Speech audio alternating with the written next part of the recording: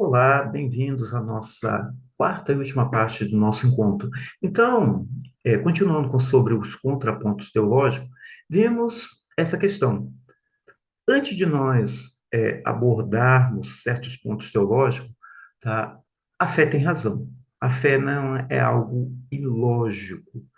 E voltando sobre essa questão da Trindade, a Trindade nós costumamos dizer que é uma questão de fé, mas não é só uma questão de fé. Sim, a fé tem que ser a base de toda a vida cristã, né? Porque o justo viverá pela fé. Mas ela tem que ter lógica, porque a própria Bíblia diz que nós temos que saber demonstrar a razão da nossa fé, porque nós cremos.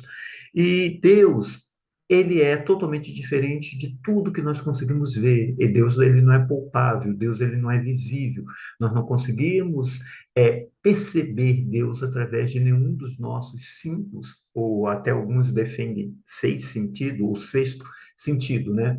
Mas Deus, ele é totalmente diferente. Deus, ele não é um ser criado, ele é criador. Então, é impossível nós, seres criados, entendermos quem é o nosso Criador, quem é Deus. Mas existem pontos lógicos, e nós temos que ver isso. Jonas Madureira, ele cita, né, um autor, um outro autor, um filósofo, um pensador cristão, que ele diz uma coisa interessante, que é o Robson Cavalcante, que a preguiça e a ignorância não são sinônimas, ou sinônimos, né, de espiritualidade cristã e dependência de Deus, isto é, do Deus que nos fez racionais. Então, tem muita gente que chega e fala, não, não vou estudar filosofia, não vou estudar teologia, porque o Espírito Santo, peraí, não tem nada disso. Deus, ele escolheu como o, o elemento, a pessoa, o canal, o meio, o instrumento que ele iria utilizar para levar o conhecimento do Evangelho para outras humanidades, os gentios, não um Pedro na vida, não um João na vida, que eram pessoas judias que não tinham, tá, um conhecimento, mas ele escolheu Paulo, que ele, além de ser judeu, ele era grego e possuía o quê? Conhecimento da cultura grega, da filosofia grega. Então, quando você tem essa base desse conhecimento filosófico que nós estamos ministrando para vocês, vocês vão começar a ler a carta de Paulo e conseguir ver até onde Paulo queria chegar. Paulo usa a dialética de Sócrates no seu discurso, é pautado todo nele.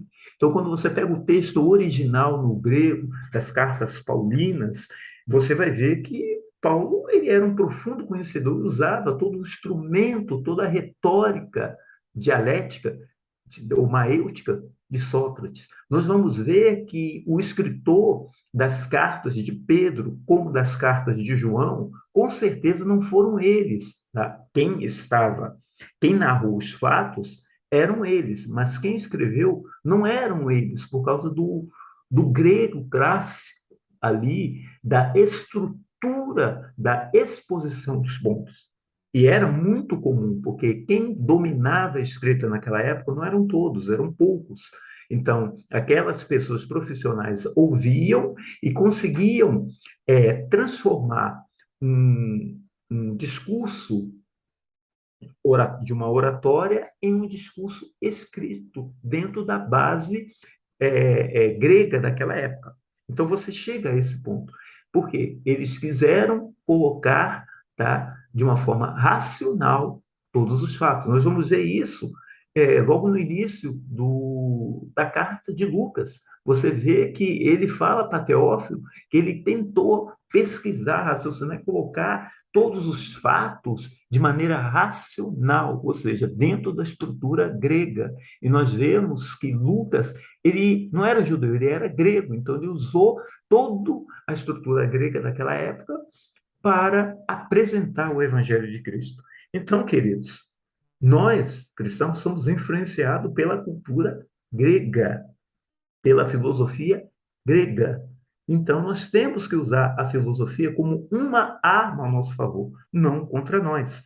Então, tá, é impossível nós imaginarmos o quadrado redondo, mas nós conseguimos imaginar o Deus Trino. Por quê?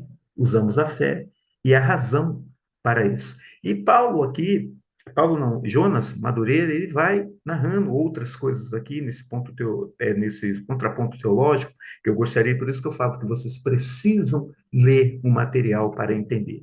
Eu creio que o objetivo do nosso terceiro tema começa a desvendar, tá, a filosofia, o raciocinar, a razão, a lógica para nós. Ok? Esse é o nosso objetivo.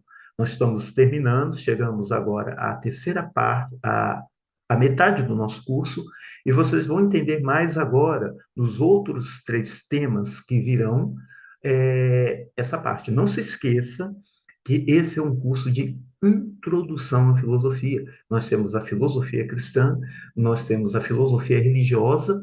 Qual é a diferença? A filosofia religiosa, ela vê a filosofia dentro de todas as grandes religiões, ok? Dentro do budismo, dentro do islamismo, como a filosofia, ela está embutida em todas essas religiões. Agora, a diferença dela, desculpa, para a filosofia cristã, é que nós vemos diretamente que nós começamos a traçar aqui a filosofia dentro da evolução do cristianismo e da teologia.